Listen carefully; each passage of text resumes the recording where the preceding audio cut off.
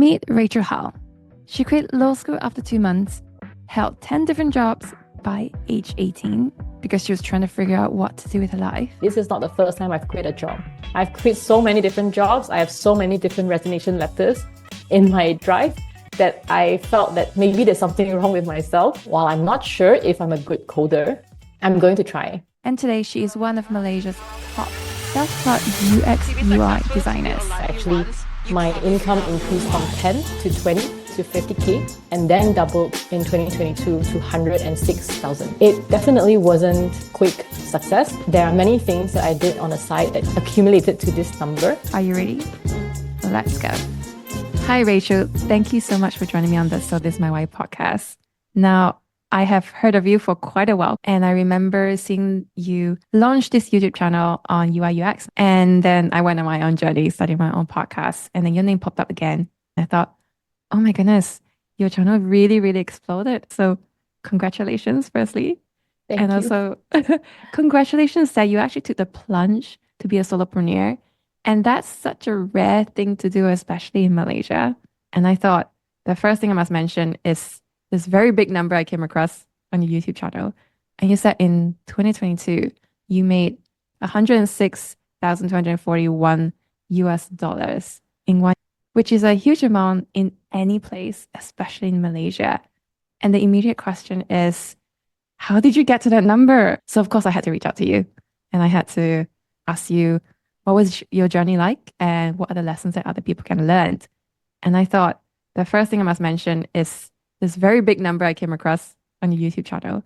And you said in 2022, you made 106,241 US dollars in one, which is a huge amount in any place, especially in Malaysia. And the immediate question is, how did you get to that number? Where did it come from? First of all, thank you for having me. I'm really excited to be on this podcast, and you have no idea how much inspiration that you've given to not just me, but all your listeners. I also wanted to share, like, how did I get to that number? It was definitely not an overnight so-called success, or it wasn't that easy. Looking at my spreadsheet right now, actually, my income increased from 10 to 20 to 50K and then doubled in 2022 to 106,000. So it definitely wasn't like quick success. And there are many things that I did on the side that accumulated to this number.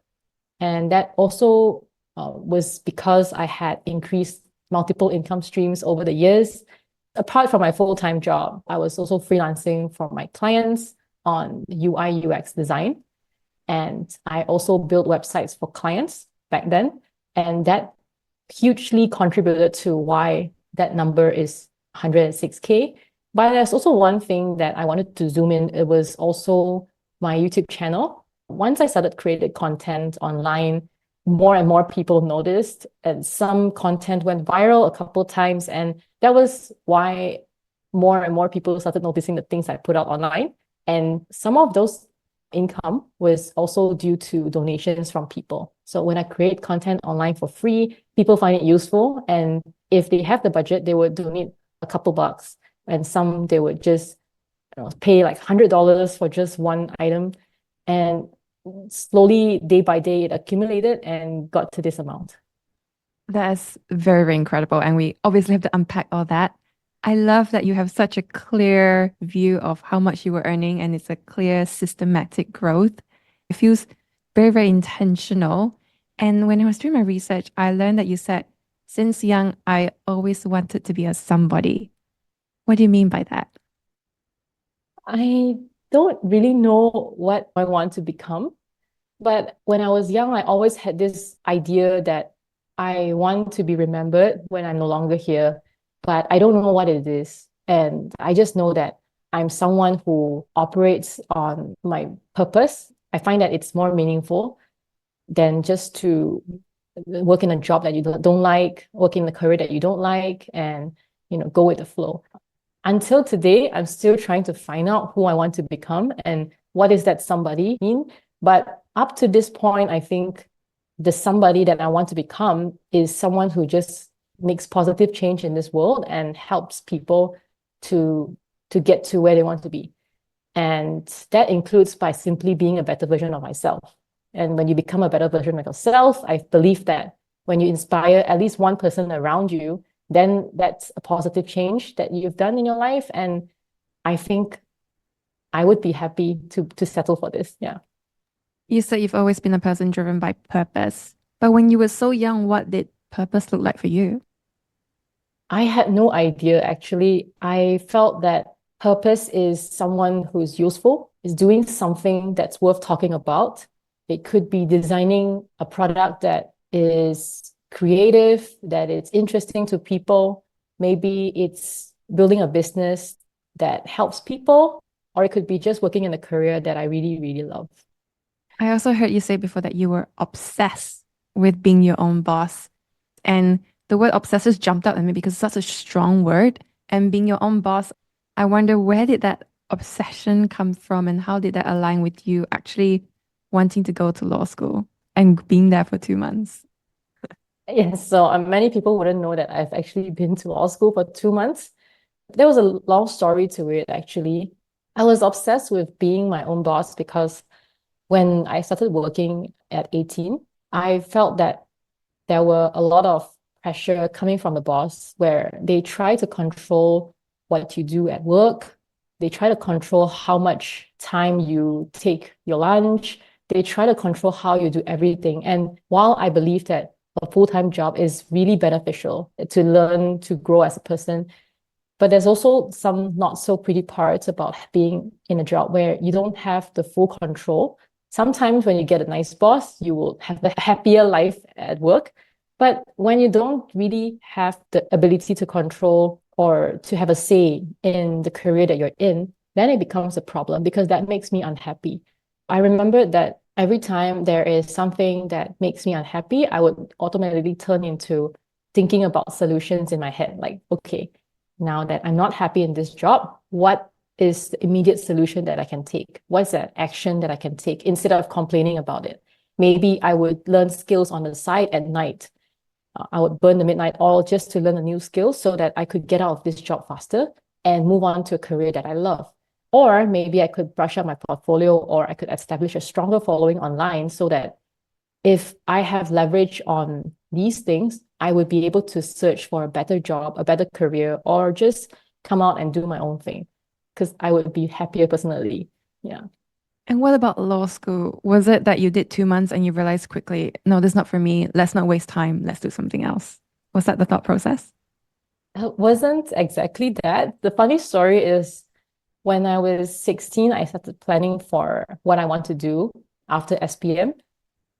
I realized that after planning for 3 years, nothing goes to plan because I didn't know what I wanted to do at that young age. And I believe many people don't. You have no idea what you want to do until you actually do the thing and you realize, oh, maybe this was not for me. Or maybe there's a new career outside there that it's not available in universities. So I planned and planned. I took out all those university catalogs and dog earing the pages just to find out what I could do because I wanted to excel in whatever I do. And after many tries, I realized that probably medicine isn't for me because it's expensive and pharmacy is also very expensive to study. Many, many years later, I decided, okay, my parents only have 50,000 ringgit for me to study. I wanted to make the most out of that 50K ringgit and decided I will take law school because it is exactly within the budget of 50K. And I realized, okay, maybe if I know more about law, that will protect myself in future. And even if I don't end up being a lawyer, it would be useful. So you can feel like my thought process is very logical, very practical. I'm always so intense in the decisions that I make because I'm so afraid of failing and making the wrong decisions. And that's why I went into law school. I thought that if I study hard enough, I would graduate and just get on with my degree because my mom told me that I have to have a degree no matter what.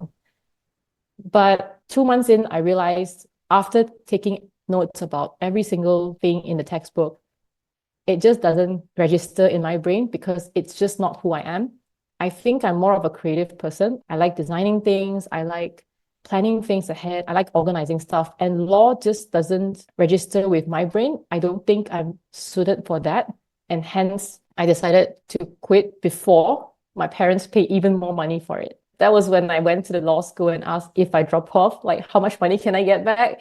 And they told me you can get back most of your money for the semester. And I was so happy and I got my money back and decided after that I would just go on and work in a real job and see what happens after that. But that must have been a terrifying thing for you because your mom said that you must have a degree, but clearly you're not going to get a degree now. Yes, I told her that I would self-study a diploma in accounting on the side, which would help me explore what I want to do in the meantime. So I did. I did self-study diploma in accounting with only 10K ringgit, I think, on the side. And I was working in a full-time job in a property developer. I was an admin managing their daily work tasks.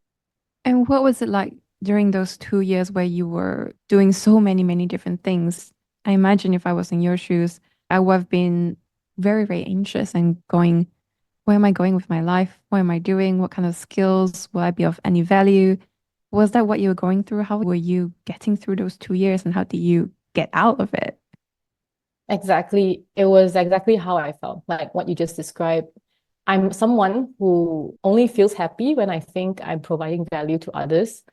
So that few years was actually very painful for myself because right out of high school, I actually had less friends because everyone's on a path to studying their degree, their master's, so on and so forth. But I'm the one who left school early, not because I had bad grades. I actually have good grades. And people were wondering why did I decide to stop studying and come out to work? I was wondering to myself as well, because I wanted to be somebody by an age of 25, for example. But at 18, I started working. I was not sure what I want to do for the rest of my life. And I was also very broke. I never asked for money from my parents because I just couldn't, even though they offered to help a little bit. So that was a very hard phase for myself. I tried odd jobs, many odd jobs even before this. I got scammed in other jobs as well because I was very impatient to succeed. Of course, there is that fear and that feeling as though if you don't succeed now, it will be too late, right? So you just got to do it now, Exactly. no matter what. And it feels like everyone around you has succeeded. So surely you must succeed right now as well. Exactly. It's also the peer pressure. Yeah. How did you get out of it? Because that's a dark hole to be in as well. I imagine a lot of people would be in a space like that, but are still there. But you managed to get out.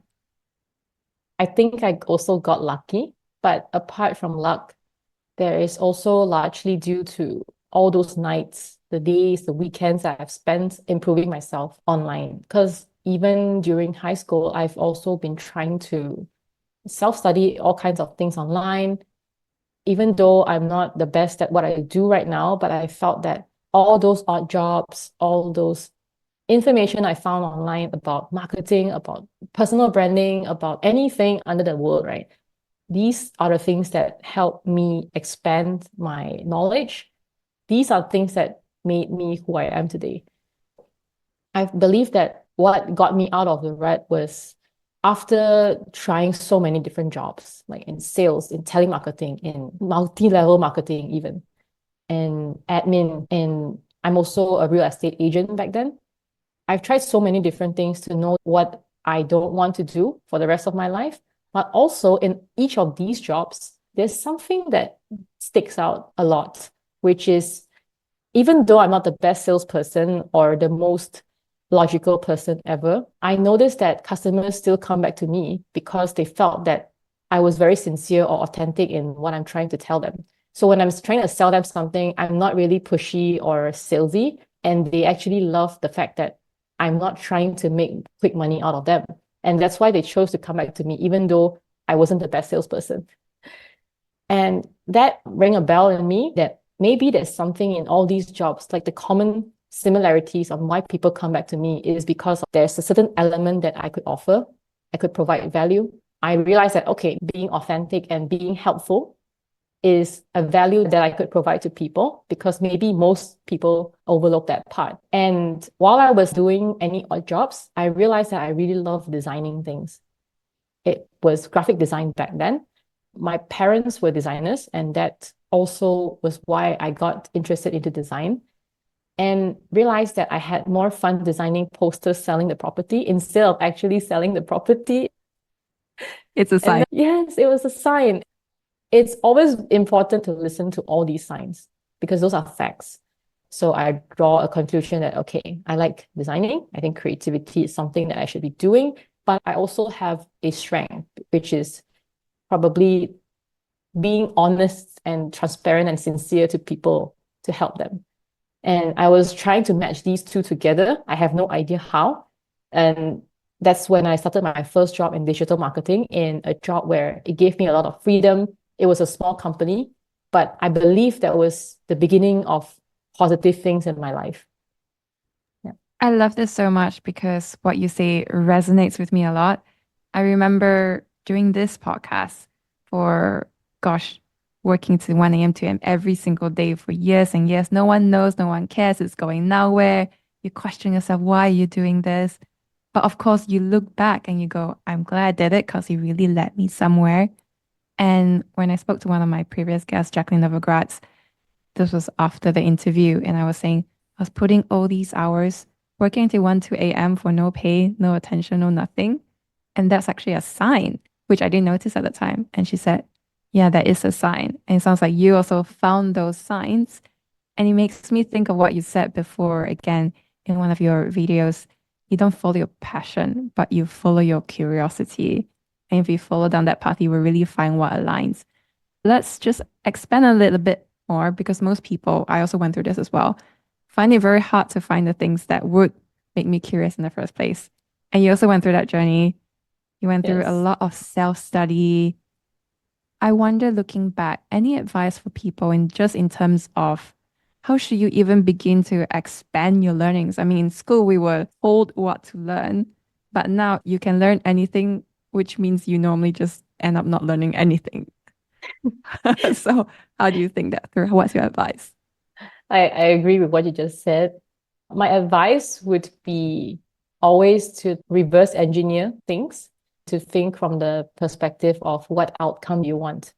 For example, if you want to start a successful YouTube channel, you could do a wide variety of things.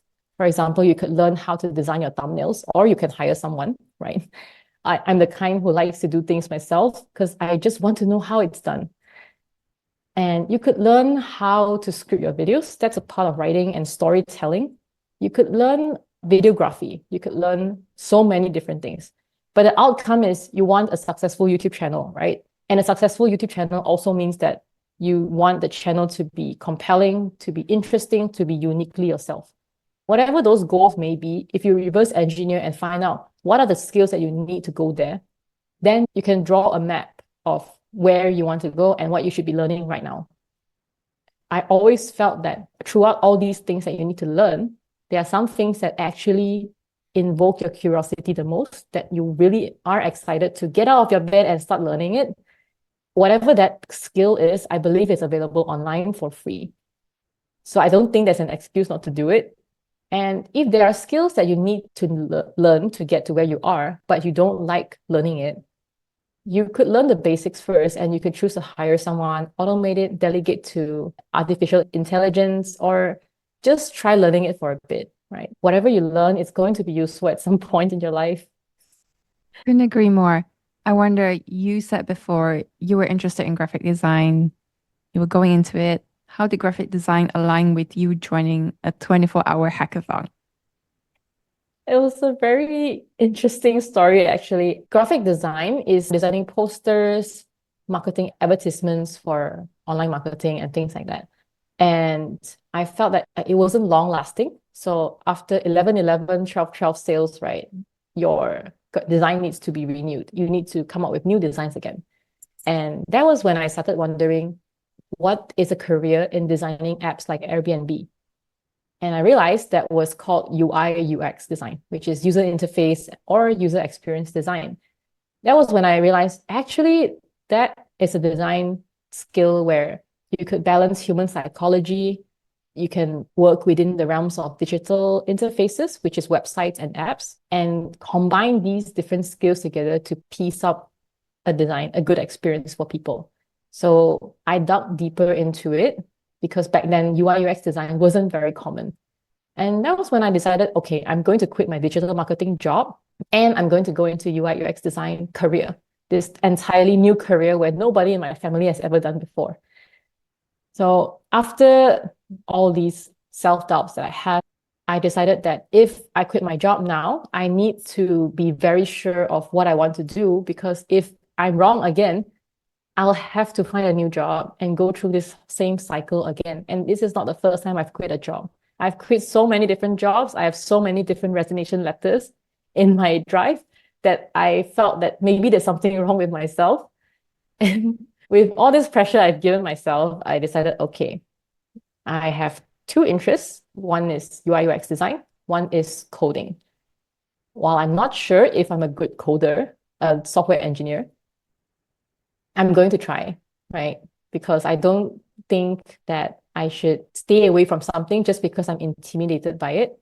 So when I saw an opportunity for a hackathon, which is organized by Hong Leong Bank in 2019, I think, I signed up immediately. And because I only know a little bit of code, but not enough to do things myself, I had to join as a designer.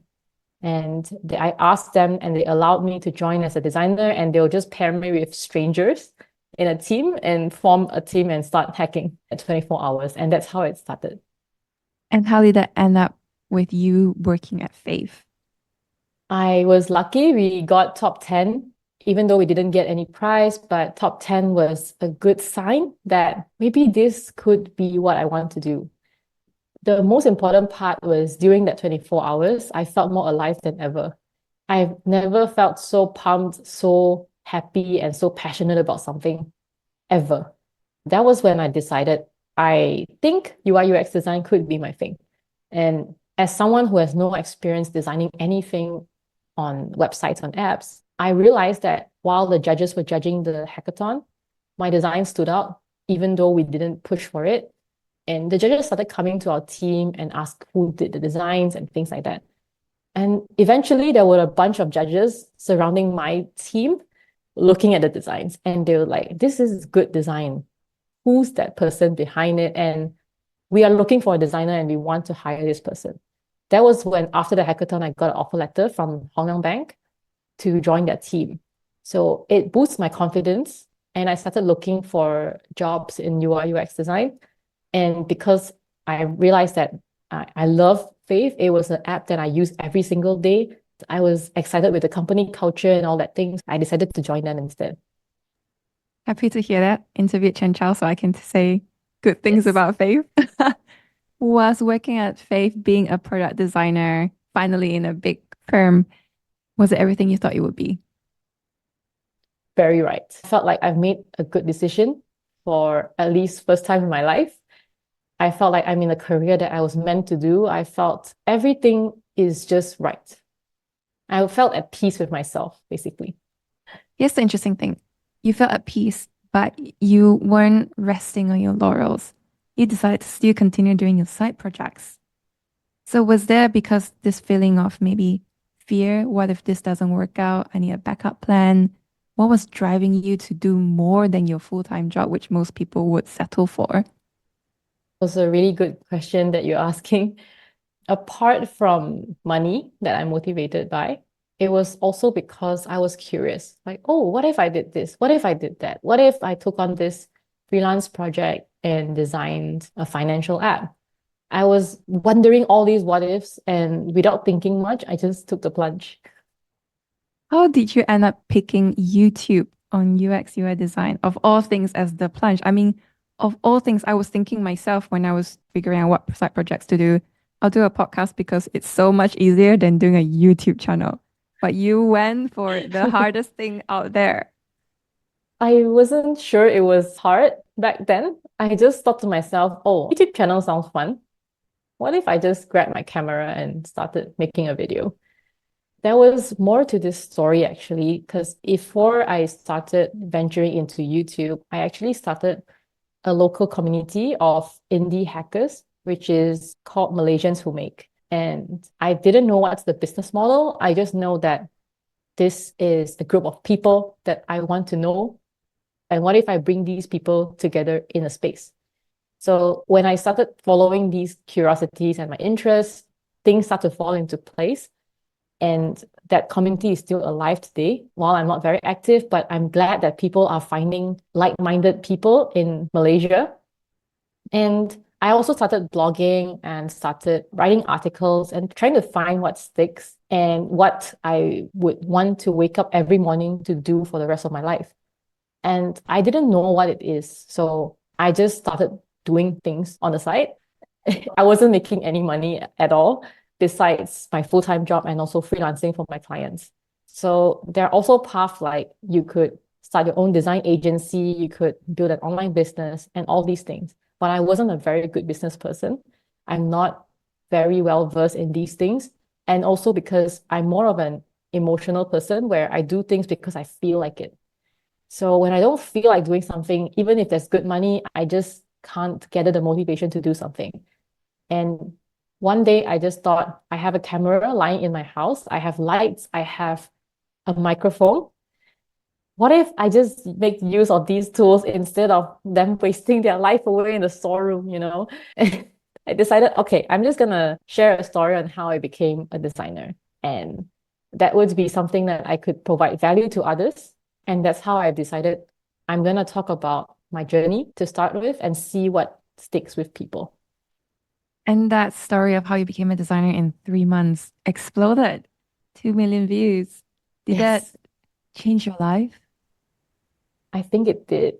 I realized a lot of things, like how one person's voice could impact so many different people, wherever you are, whoever you are, and no matter what your background is. Because I always felt that I wasn't enough because I didn't have a degree. I didn't come from a rich family. I didn't have all the answers to everything. And I felt that I was lacking something. So I didn't have the confidence to do a lot of things.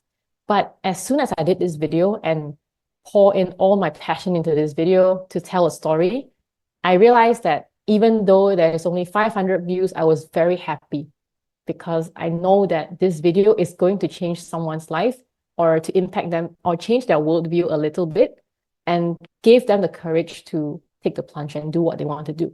I also realized that when you want to do something, like for example, I want to tell a story about my journey, you will figure out all kinds of ways to make it happen. Like learn how to edit a video for the first time, learn how to edit audio, like clean up the audio recording so that it sounds good. And you'll learn how to operate the camera, lighting, and things like that. I just wrote the script on Apple Notes. And at night, after my full-time job, I put on some makeup, change into a comfortable outfit, sit there, a light shining at my back, and turn on the camera and started recording. I didn't think too much. You make it sound almost easy, but you've done YouTube shows before where you talked about the full-time job, coming back, doing the YouTube channel, editing, but you were also taking on freelance projects at the same time. So your time was maxed out. Yes. And clearly, there's no way you would have done this if you were not interested in it in the first place. So the curiosity, the passion was definitely there. I imagine as well, you were also being very intentional. Yes, you might have started out liking it, just going with what you felt was enjoyable, but then it became a viable thing. And I'm sure you must have started really analyzing it. So I wonder, and this is where a lot of people will be very interested, how do I create a thriving YouTube channel? How do you think about kind of content to come up with? Because now you have that second video which had gone viral. You want to tap into it, but you also don't want to lose the audience. How are you starting to think about the strategy? I started referencing what other YouTubers are teaching online. There were a lot of free content online where they tell you what their strategy is. I realized that the strategy that actually works for me is to focus on what excites me at the moment. It was a weird strategy because I can't get the motivation to do something if I'm not into it. So I sat down and wondered, okay, what's the next thing that I want to tell people that I'm so excited that I would get out of my bed right now to take out my camera and do all these things. Because when you start editing a video, it will take weeks. And you have to love that thing. Otherwise, you're going to hate that content. And that week, you're going to feel miserable. So it was very important for me to work on only the things that excite me. If that content is exciting enough, then I'll get the motivation to do it. The thing I've learned is that what really makes it successful is the thumbnail and also the title as well. Two very important things. I'd love to talk about that a little bit more. How do you think about thumbnails? There are so many distinct features that make a good thumbnail. And I know as well you tend to work on Figma. You have many different variations and then you figure it out and then you put it back Yes. on, make sure it aligns with your brand. Sounds very much like Mr. Beast. Mr. Beast has one guy just doing thumbnails. I think hundreds of Yes. them. It cycles through. It's crazy. How do you approach thumbnails? I like to approach thumbnails before I start making a video. So before the video starts getting into production, before I start writing the script, I would come up with a thumbnail and the title on Figma first. So Figma is a design tool mainly for UI UX design. And what it does is it's actually very easy to use. You can actually do mock-ups of how your YouTube video will look like in people's eyes. So if you think from the perspective of the viewer, when they arrive on YouTube, what are they going to see? Because when they see your video, they're going to decide in a split second whether they want to click in and watch your video. And how you design a thumbnail also tells them what kind of video is going to be, what vibe is it, who you are, and what is exactly in it for the viewer themselves. So when I approach designing a thumbnail, I try not to copy exactly what other YouTubers are doing. I try to pick what stands out to me in certain YouTubers that I like and incorporate those elements into a thumbnail. And I also believe that, for example, if you are doing a design YouTube channel, try not to reference other design YouTube channels in the same industry. Otherwise, you're going to end up the same. I like to take inspiration from YouTubers who are not doing design. And I don't watch any design YouTube videos, almost never. And I only watch videos that are interesting to myself. Like maybe it's a tech review channel where they review camera gear, where they talk about productivity, where they talk about planting and things like that. So when you reference those other channels and see what stands out to yourself and try to incorporate those thumbnail features into your own, that's when you make something that belongs to yourself. Is there a particular example you could give just to bring us through your thought process so we understand how you think these things through? All right. So there's this YouTube channel called Ryan Trahan. Ryan is a YouTuber who does challenges where, for example, he will go into the world's quietest room, sit there for 41 minutes and see what happens. And he'll film the entire process on the YouTube video. The point that I really wanted to share is the way he designs his thumbnails. It's very clean, it's minimal. So taking that video, it's called I Survived the World's Loudest Room. So for example, this thumbnail, it's really clean, right? It's only him in a bright orange outfit with 3 texts on the screen. If you're comparing between different videos, this thumbnail draws you in the most compared to the rest, right? Like all these are very messy. There are so many elements. You don't know where to look. And that is why I felt that Ryan Trahan is really good at what he does. So his thumbnails are really on point. You're almost able to remember what's on the thumbnail. For example, this one, I stayed in luxury tiny homes, right? It's just him holding a brush in a bathroom that is super small. Like it doesn't have too many elements on the screen. Whereas let's say if we go back to the homepage and look at this one, deleting social media and making website, you see her background, you see a lot of things that aren't exactly intentional enough compared to what Ryan Trahan did in his video. So I think in thumbnail design, at least for me, is that I try to keep under 3 to 4 elements so that when people see your thumbnail, they know exactly what it is. And a very simple thumbnail is what stands out as compared to a very complicated thumbnail.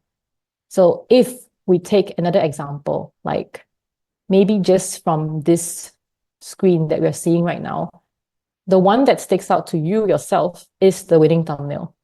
And there's no right or wrong answer to this because everyone has a different preference to things.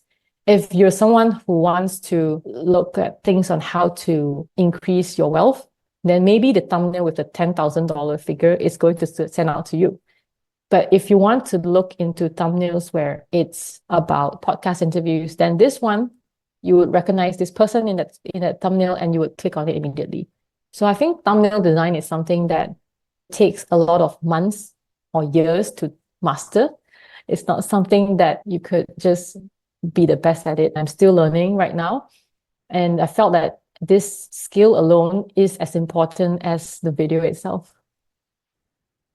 Thank you. That's so helpful as well. I noticed when you were sharing as well, you can see what pops and what doesn't pop immediately. Yes. And I think what pops is different to everyone because we all like different things, right? So if it's someone who likes entertainment-based videos, then they would look for the thumbnail with the goofiest face. But if you want to convey a vibe where you're teaching someone something useful or you're trying to do something different, then your thumbnail should reflect that as well. And what about the scripting of each video? That's also a very huge part as well. I remember, I think it was during the pandemic, Ali Abdal would do live streaming of him doing his work. And I thought, wow, there is just a lot of thought and a lot of effort to everything that you just see, even though it's just 5-10 minutes. I think scripting itself is an art. There are many ways to script a video. I'm still learning as well. I usually decide how my video want to be like first. So for example, if I want this video to invoke a very strong feeling in that viewer, like maybe after listening to a story, they will feel compelled to do something for themselves, then that video would take a more cinematic, a more dramatic direction. Then I would reference movies, short movies, or short form videos that invoke a feeling in yourself and try to work backwards again from what these film directors are doing and implement it to your own case. But let's say if you are trying to do a tutorial, like how to use Adobe Photoshop, then the sole purpose of that tutorial is to let the viewer get from point A to point B, which is to learn how to use Adobe Photoshop as fast as they can in the simplest way possible. Then maybe your video shouldn't be so dramatic and have unnecessary elements because what they're here to do is just to learn it. And if they find your channel is useful, then they'll subscribe to you. So in that case, think about what's the tutorial that you followed in the past that helped you get point A to point B easily in the most simple manner. Try to mimic these tutorials.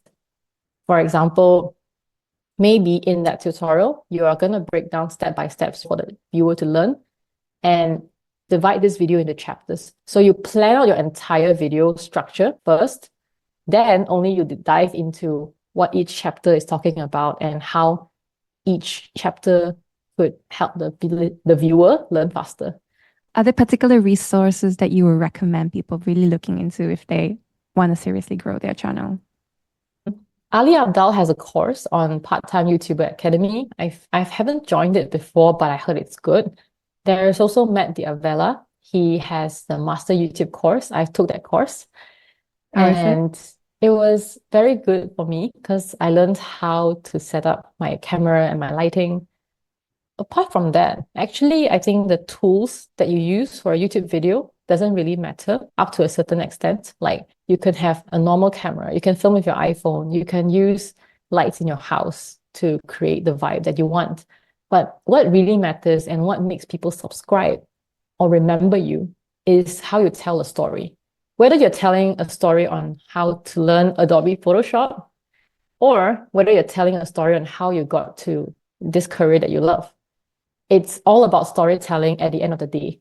And I think the masterclass in storytelling, it's always Apple.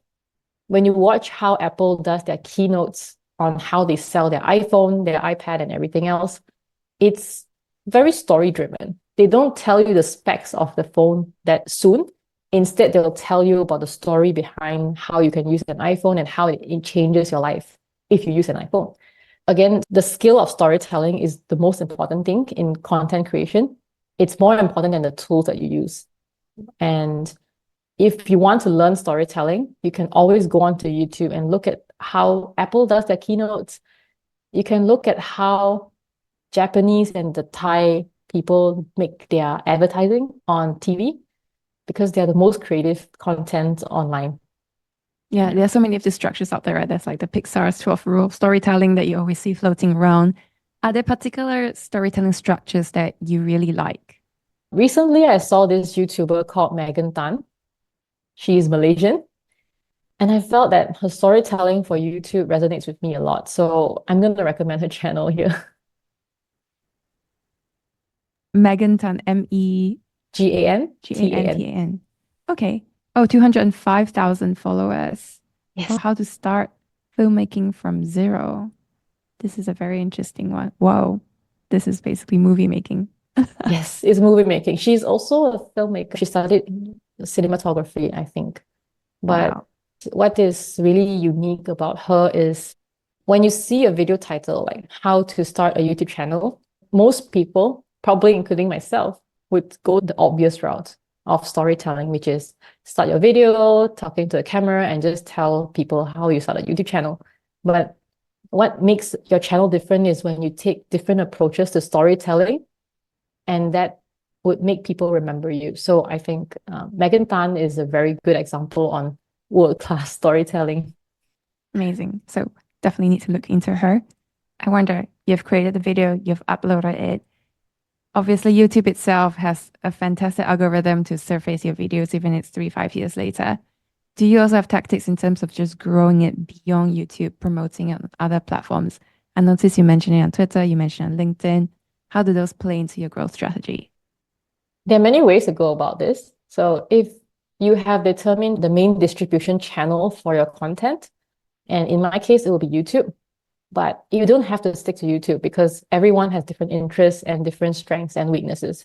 So if you decided that maybe podcasting is your strength, then go all in on podcasting, grow it to the point where you have a sizable audience, and then start distributing that content on different channels. And I don't recommend beginners to start distributing to every single channel at the beginning because it's going to burn you out and it's going to be very tiring. You'll lose focus and you'll just feel very tired. Just pick one main social media that you want to grow on, and preferably something that vibes with you first. So if YouTube vibes with you, go with it. If Twitter vibes with you, go with it, right? And once you manage to grow your content on that platform, it means that your content's working, you have an audience, you have already acquired the skill of content creation.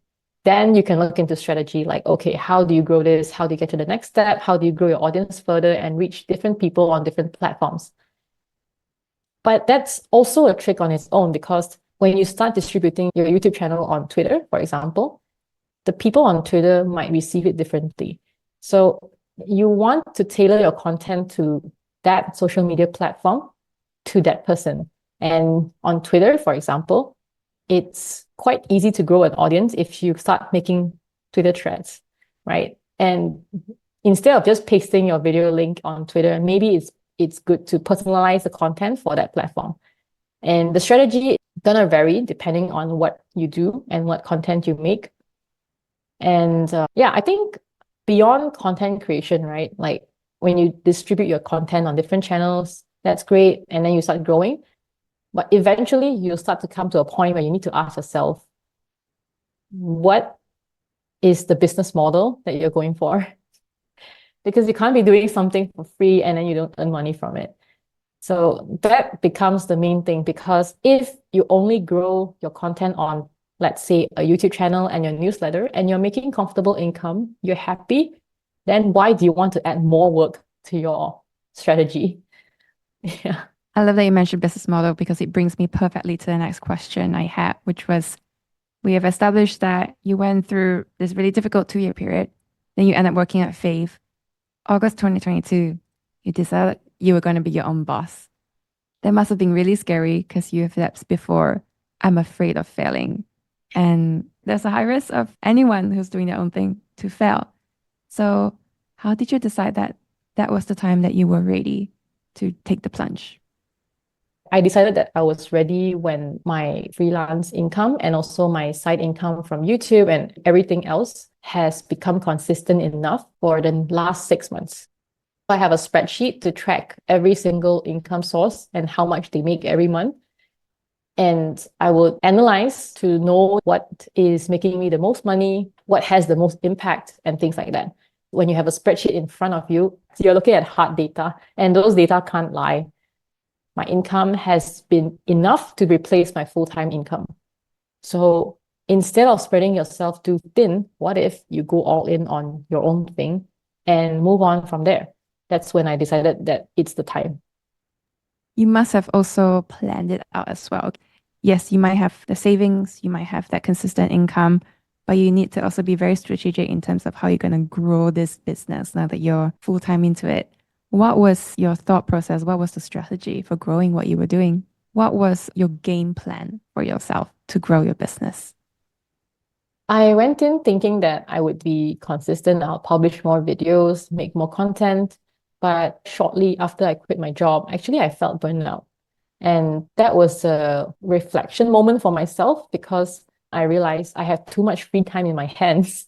And if you have the slightest lack of discipline, this is not going to work. And I realized that because the first few months, I was very excited. I was pumped. I was very hardworking, pushing out content.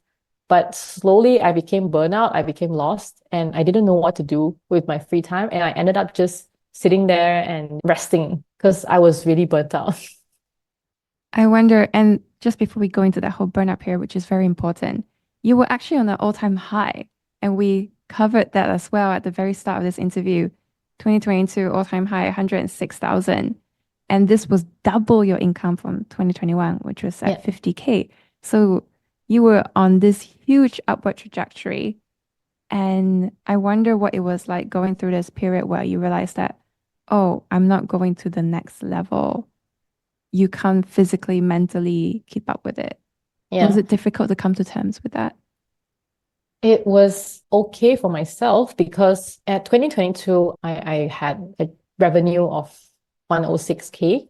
It wasn't my net profit, but I told myself that if I made the same amount in 2023 or even a little bit lesser, I would be fine with it. So before going into the year, I already made peace with myself that I'm not going to strive to meet the next milestone and the next milestone.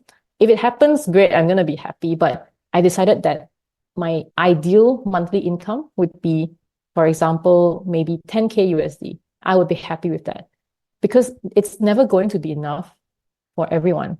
When you make 10K, you're going to want 20K, you're going to want 30K, and you're not going to be happy if you keep chasing new things.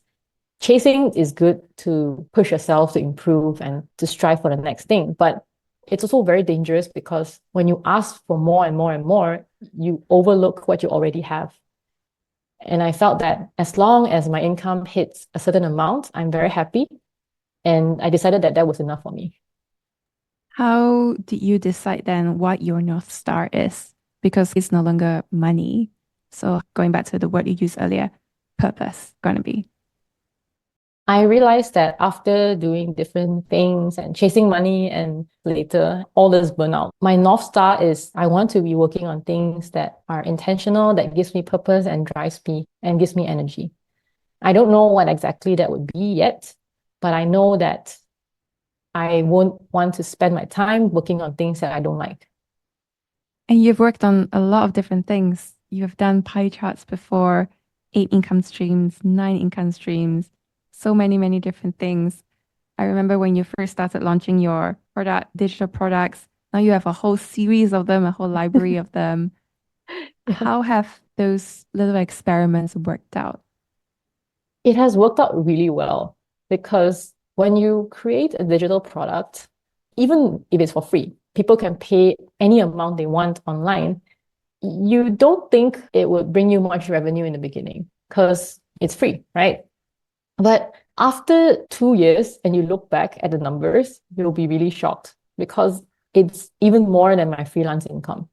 The freelance project could be maybe 10K ringgit, and when it ends, and you have to move on and find the next project. But these digital products that you put online, they stay there forever. and they're relevant even 10 years later. And people who are willing to donate money or pay for a product, they're going to keep paying and generating revenue for yourself. So even if it's $1 USD, when it accumulates, it becomes 5 figures in ringgit. And every month, that's what pays my home loan, actually. And I'm really glad that I decided to do this in the first place. I love it. That's so good. And that's just one of the things. You have affiliate incomes, you have brand sponsorships, AdSense. Let's talk a little bit about brand sponsorships because that's something that's also growing as well. How do those come about?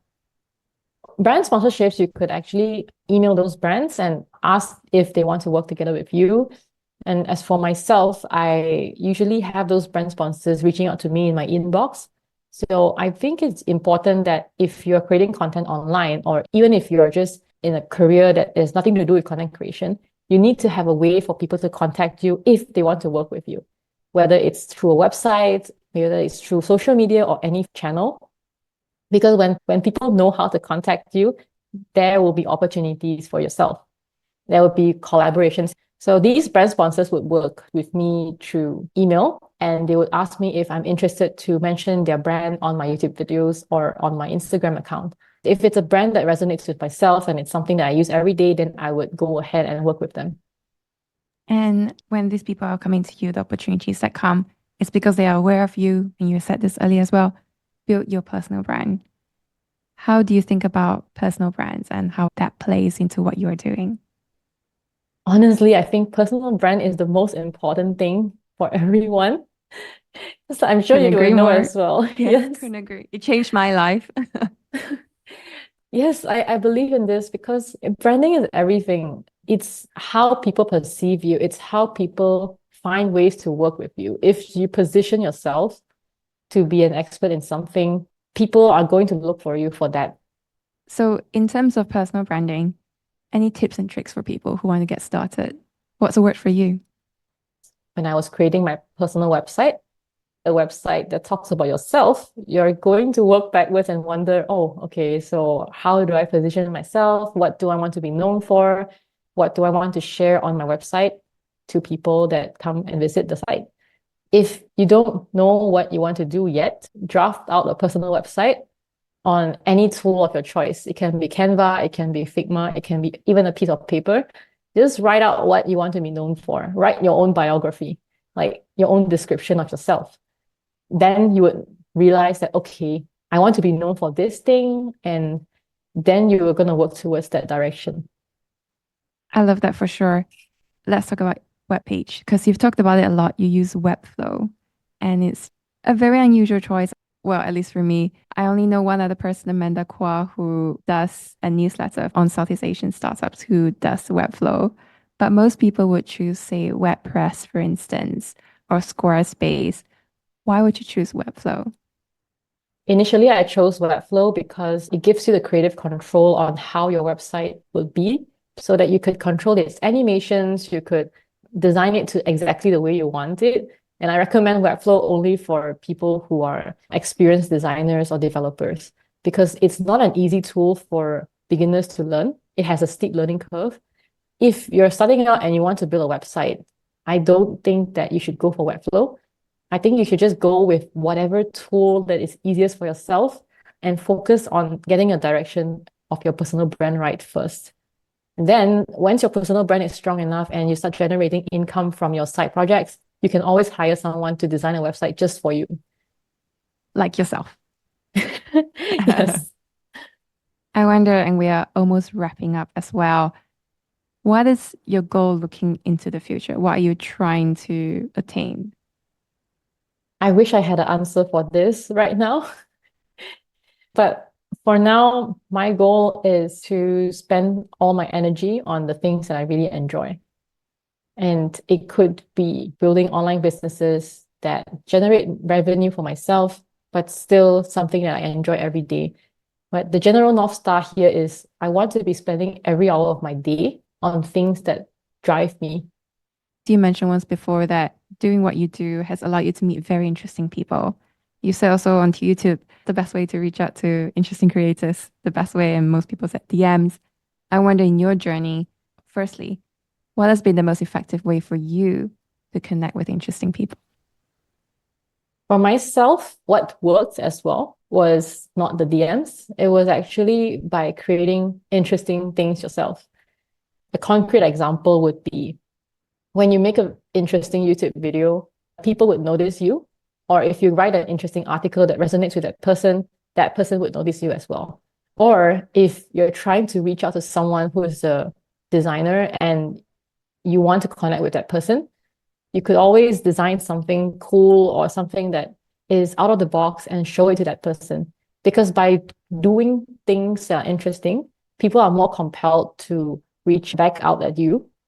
Opportunities will start coming to you, whether it's in the form of knowing new friends online or business opportunities. I think this is the best way to connect with interesting people. Couldn't agree more, because interesting people want to meet more interesting people. So Yes. make yourself interesting. Yeah, and it's very normal for people to trust you more when you have an online presence. Having an online presence that is true to yourself is very important, because if you're trying to portray your image as someone, an expert in that place, but you're actually not, then that's the red flag. So I always believe that if you're not an expert in something yet, it's okay to still brand yourself as someone who's learning. Rachel, it has been such a pleasure to have had you on. Learned so much. I'm sure lots of people here also learned a lot as well. I always end with these questions. And the first is this: do you feel like you have found your why? Yes and no. Yes, because I have a YouTube channel where I can share things that impact people, but also no, because I think I haven't actually found the business that I really want to do yet.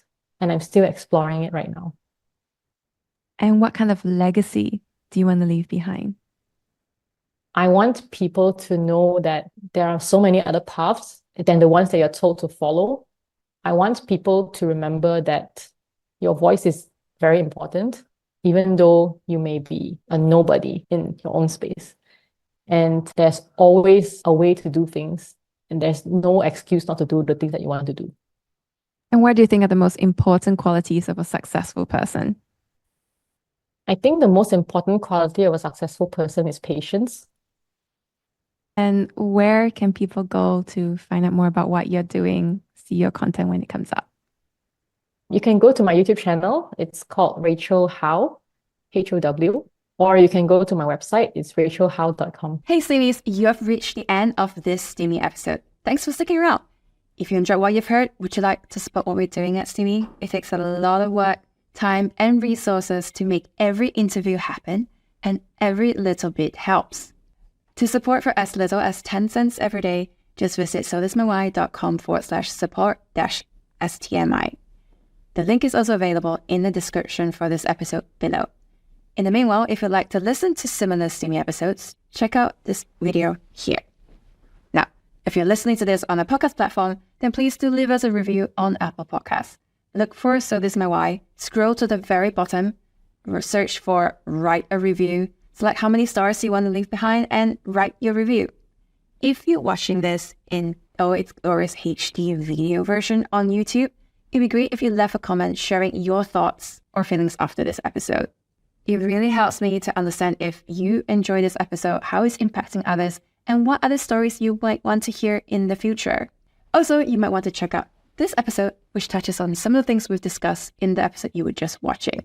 If you enjoyed this, you're gonna enjoy that one too. Thanks for sticking around. To hit the subscribe button if you haven't done so already, and I'll see you next Sunday.